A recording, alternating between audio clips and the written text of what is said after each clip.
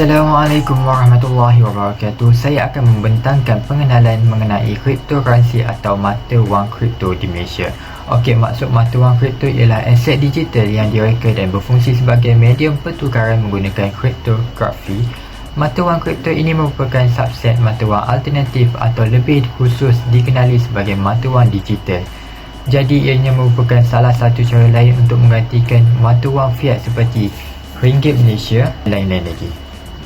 Pada era 2021 ini, sudah banyak mata wang kripto yang diwujudkan di dunia.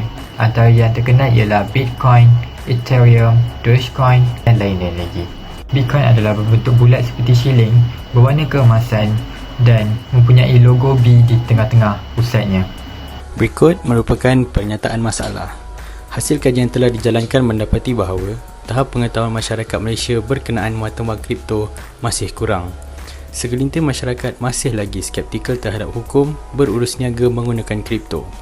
Perkara ini disokong dengan ketiadaan fatwa yang jelas dari pihak berwajib dan seterusnya menimbulkan kegusaran terhadap tahap kepatuhan syariah. Masyarakat Malaysia juga bimbang akan wujudnya unsur riba. Perkara ini memberi kesan di mana cuma segelintir masyarakat Malaysia yang memanfaatkan kripto. Ini menyebabkan masyarakat sedikit ketinggalan jika dibandingkan dengan negara serantau seperti Singapura dan Jepun. Memberi persepsi negatif terhadap Islam yang dilihat sering menghalang kemajuan ekonomi. Pada bahagian ketiga ini, terdapat 4 perkara yang perlu diambil perhatian seperti yang tertera di bawah. Islam tidak pernah melarang melaksanakan sistem mata wang. Ciri-ciri mata wang yang mengikut perspektif Islam adalah perlu diterima umum, berfungsi sebagai alat perantaran kegiatan ekonomi dan mempunyai nilai yang stabil. Kegagalan adanya ciri-ciri yang tersebut menjadikan mata wang tidak mengikut perspektif Islam. Seterusnya berkaitan fungsi dan risiko mata wang dalam Islam. Fungsi pertama adalah menjadi alat pertukaran. Setiap barang atau mata wang yang dijadikan alat pertukaran perlu diterima umum dan mempunyai nilai yang stabil. Serta mata wang perlulah diterbitkan oleh kerajaan untuk mengelakkan monopoli mata wang. Disebabkan Bitcoin tidak diterbitkan oleh kerajaan dan nilainya yang tidak stabil, menjadikan ia tidak relevan dijadikan alat pertukaran. Fungsi kedua adalah alat pengukur nilai. Perbezaan dalam timbangan sesuatu barang menyebabkan perlunya pengukur bagi menentukan nilai barang. Meskipun Bitcoin mempunyai nilai menggunakan 4 titik perpuluhan, tetapi ianya tidak dapat menjadi alat pengukur yang baik kerana nilainya sering berubah-ubah menyebabkan kesukaran kepada penjual dalam menetapkan harga jualan. Fungsi terakhir adalah alat penyimpanan nilai.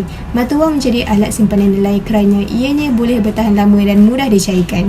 Wang boleh disimpan secara fizikal dan juga di dalam bank, tetapi berbeza dengan mata wang Bitcoin kerana ianya tidak dapat dilindungi secara fizikal maupun dalam bank. Ianya hanya disimpan secara maya menggunakan virtual wallet. Hal ini meningkatkan lagi risiko kehilangan apabila berlakunya serangan cyber. Kami mendapati terdapat beberapa ulama' mengharuskan dan mengharamkan bagi seseorang menggunakan sistem Bitcoin. Jadi antara ulama' Islam yang menyatakan harus adalah Abu Bakar dan Taha Karaan, dan ulama' Afrika Selatan serta Darul Ulum Zakaria menerangkan Bitcoin diharuskan mengikut syarat dan merupakan mal dan masih dikategorikan sebagai wang. Manakala fatwa yang mengharuskan Bitcoin antaranya Dr. Zaharuddin Abdul Rahman iaitu pelaburan Bitcoin adalah digunakan sebagai urusan jual beli, iaitu sebagai alat penyimpanan dan dijual semula untuk mendapatkan wang tunai. Zakat dikenakan sekiranya mendapat keuntungan. Beliau sendiri telah mencuba Bitcoin untuk mendapatkan gambaran.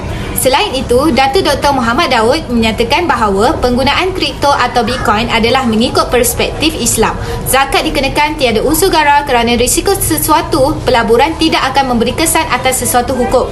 Manakala ulama' yang mengharamkan Bitcoin adalah Da' al-Ifta' al-Mishriyah, iaitu mengharamkan kerana hak mutlak bagi kerajaan dan institusi kewangan rasmi dalam sesebuah negara dan wujud jurang perbezaan dalam nilai mata wang.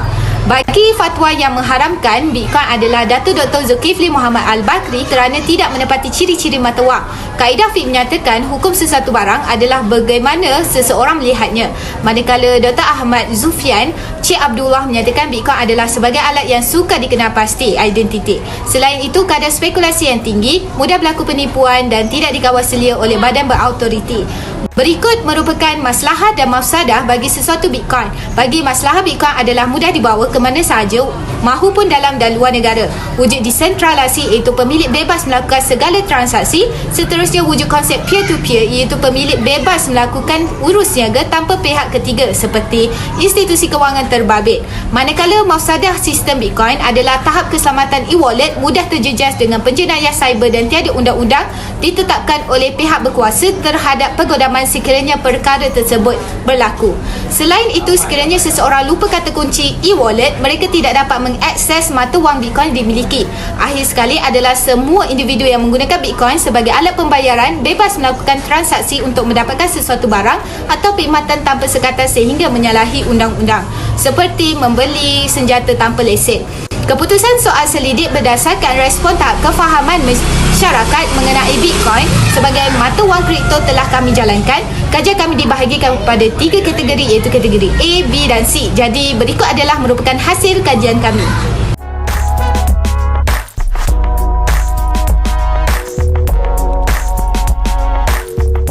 Baiklah, seterusnya indikasi kajian.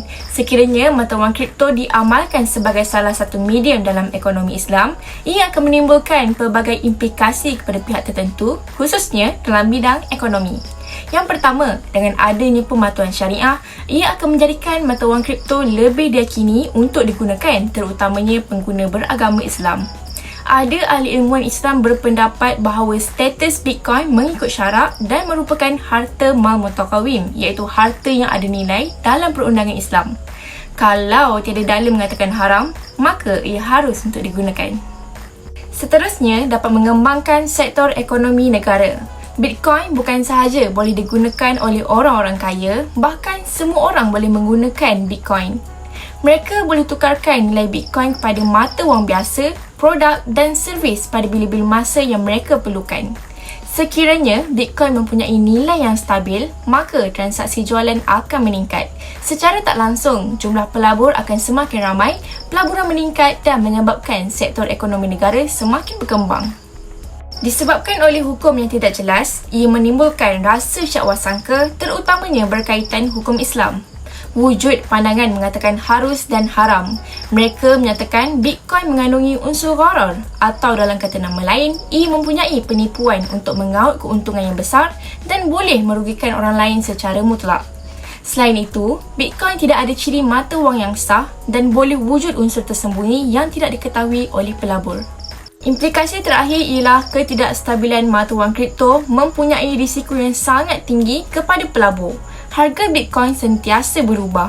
Menurut Islam, wang mesti bersifat diterima umum dan mempunyai kestabilan nilai. Spekulasi besar akan berlaku jika nilai masa depan Bitcoin naik dan turun secara drastik. Jelaslah, penggunaan mata wang kripto mempunyai risiko yang sangat tinggi kepada pelabur jika tidak mempunyai kestabilan nilai.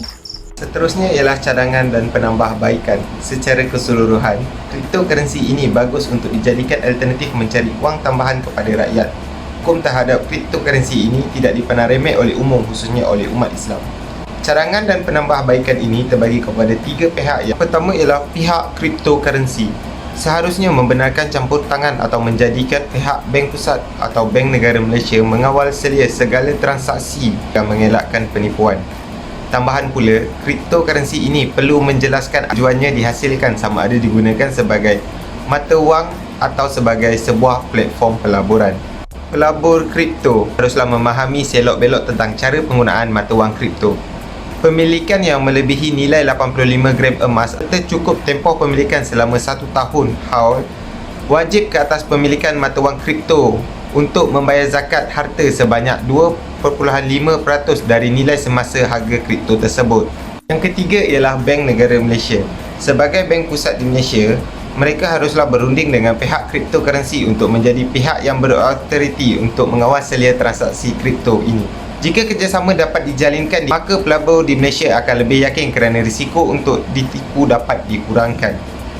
Akhir sekali, sebagai penutup, kita dapat simpulkan bahawa yang pertama, mata wang kripto merupakan alat pertukaran wang dalam bentuk digital yang dapat membangunkan ekonomi negara. Hal ini kerana setiap teknologi yang direka adalah untuk membantu memudahkan urusan manusia. Yang kedua, mata wang kripto ini dapat memberikan kebaikan maupun keburukan kepada masyarakat yang menggunakannya. Yang ketiga ialah masih berlaku perselisihan faham mengenai hukum sebenar mata wang kripto yang masih belum jelas ini.